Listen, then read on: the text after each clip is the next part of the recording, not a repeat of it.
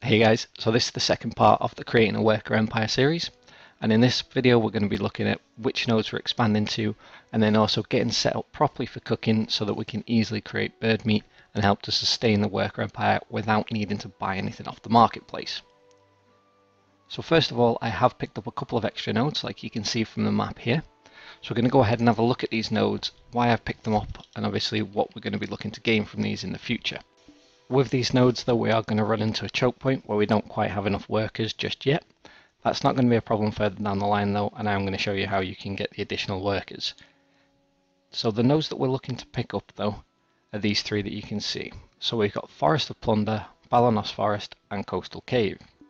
Now these are going to give us arrow mushrooms to further alchemy. We've got timber with the ash timber from Balanos Forest, and then we've got both iron and copper ore potential from Coastal Cave. All of these are going to be vital for progressing life skills. What I've also done though is picked up Toscani Farm. Now Toscani Farm's a great node. The reason being is it's going to allow us to turn one of the buildings here into an additional lodgings. This lodgings is going to give us 2 workers. What we can then do though is in Velia, there's going to be one specific building that only gives us 1 worker from a lodging. We're going to switch this over from a lodging and turn it into a residence. In this residence, we're going to use cooking utensils and make this our base of operations for leveling our cooking life skill. And this is going to allow us to turn that chicken meat that we've been farming into bird meat, and that bird meat is then going to help to sustain the empire by feeding the workers all the time. It's also going to give us some offshoot materials that we're able to turn in for various benefits. So looking at this is the building that you're looking to turn in here. It's room 1 in Velia. And we're going to go over a little bit of why you should be looking to turn this into the room that you're going to be doing all of your cooking from. So using this room, what you're going to do is put one of your alts in Velia permanently. You can use your main character, however it means running backwards and forwards. But the room that you're going to be looking for is just up these stairs, and it's the first room on the left. And this is going to be where we set up all of the cooking utensils. Now the great thing about this room is if you come downstairs to the chef, you're going to be able to pick up everything you need to turn 1000 chicken meat at a time into bird meat. So the reason I do this is it's relatively easy to AFK this and just come back every 20 minutes to check up on things. But if you do want to do this overnight, you can also pick up the 50,000 cooking utensil instead and just load this up for the night, go to bed, and when you come back it'll be sorted. It is quicker to use the regular cooking utensils though if you're able to come back and check on this regularly. So what you're going to do is go ahead with that 1000 chicken meat, you're going to pick up 5 of the cooking utensils, and then we're going to get up the rest of the materials that are going to be needed as well, take them all upstairs to the room and get set up to cook. So from here you want to pick up an additional 1000 cooking wine, you're then going to pick up 500 salt, and then 3000 deep frying oil. This is the exact materials needed to do 1000 bird meat. So this is all you need to do. You're going to load up your character with these, run back upstairs, we're going to set down the cooking utensils, and then we're going to get set up to cook.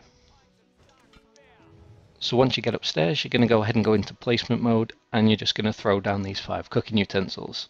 It really doesn't matter how you set them down, even if you put them back to front or just throw them in the room, you're still going to be able to use them.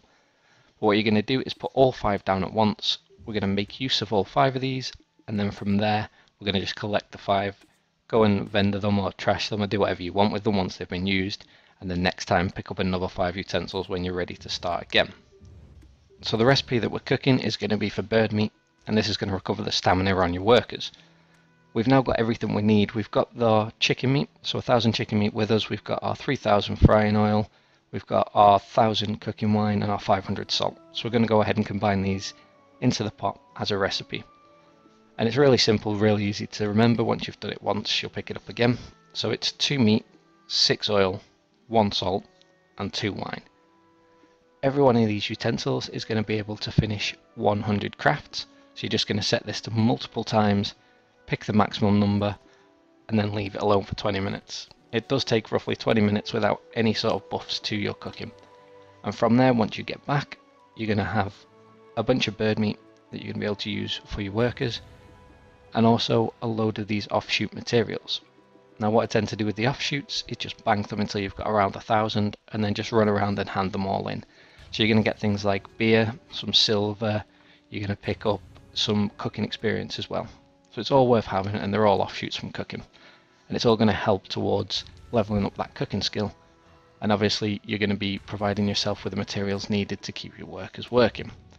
So really easy setup. This is where we're going to be looking at for now. From here though, we are going to then start to advance south towards Hydel.